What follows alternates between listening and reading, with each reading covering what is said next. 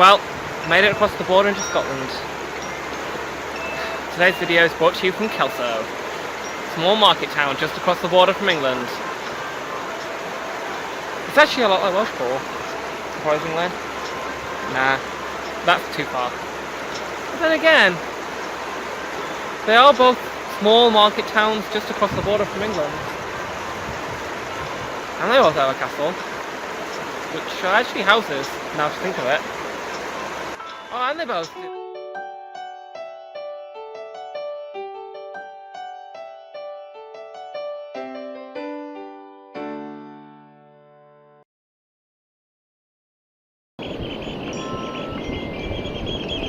Kelso, like most things, started off simple and then got rocky as it went by. They reckon there was a hamlet somewhere around here, and that was it until the Abbey came in 1128.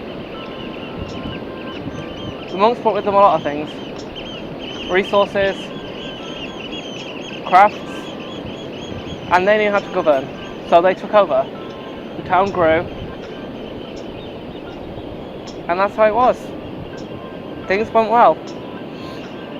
The Abbey's built on a chalky outcrop, which is where they reckon they got the name for the town from.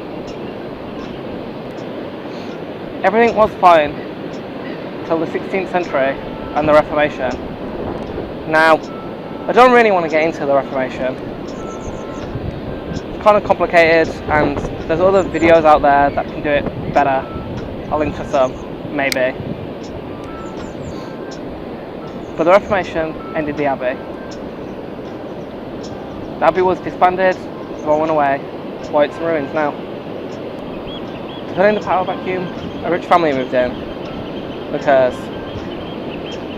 they bought most of the properties left abandoned by the Abbey, and by the 17th century they'd pretty much taken over. During this period, a series of devastating fires destroyed most of the buildings, leading to some costly rebuilds. And then by the early 1700s, a war had broken out between England and Scotland. Twice Bonnie Prince Charlie rode through here. On one of them, it said his horse lost a shoe, and that horseshoe is still buried on Roxburgh Street, or wherever you say it. Regardless of the war, it survives, mostly because of its market. It's got a cobbled square, pretty unique in Scotland. They specialised in leather and shoemaking, and it attracted a lot of people in. Not only that, they had the horse racing and the fishing right by a river. It's the noise you can hear. And also the big manor houses. There's Floors Castle, just up there, which isn't actually a castle, it's a manor house. But regardless, produced some bright stars like Sir Walter Scott, who went to boarding school here. The town did well. But then, by the 20th century, everything was in decline. The houses were old tenements, unfit for purpose, not for the modern audience, as it were. And the town realised it needed to change, it needed to update. And it did. They rebuilt a lot of it, they expanded on business. See, Kelso was strange for the border towns because it didn't develop its textile industry. All along this bit of border you can find textile mills, or really old ones, but no such thing in Kelso. And that's how it came to be. From a small hamlet in the middle of nowhere to a tourist hub for the Scottish borders. Why am I telling you this? Why Kelso? Why not tell you about some other interesting place, rather than the history of a fairly ordinary town going through fairly ordinary phases? I mean, don't all towns go through this? True, but that's just it. We are Kelso. We're never done, we're never complete. We always have to move on, find the new thing, and disaster strikes with fires and wars and reformation.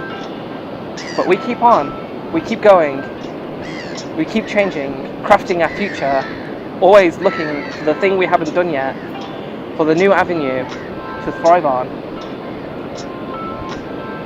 That's how it is.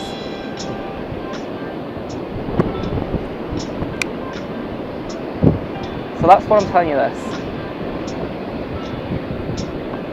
Because Kelso has made it, but it hasn't got its past. There are towns along here that have disappeared, shrunk to nothing. Kelso thrives because it grew and changed and kept up, but it didn't forget its past. At the core, it's still the Kelso that it always was and always will be. And I think that's wonderful and inspiring. It's a story worth telling.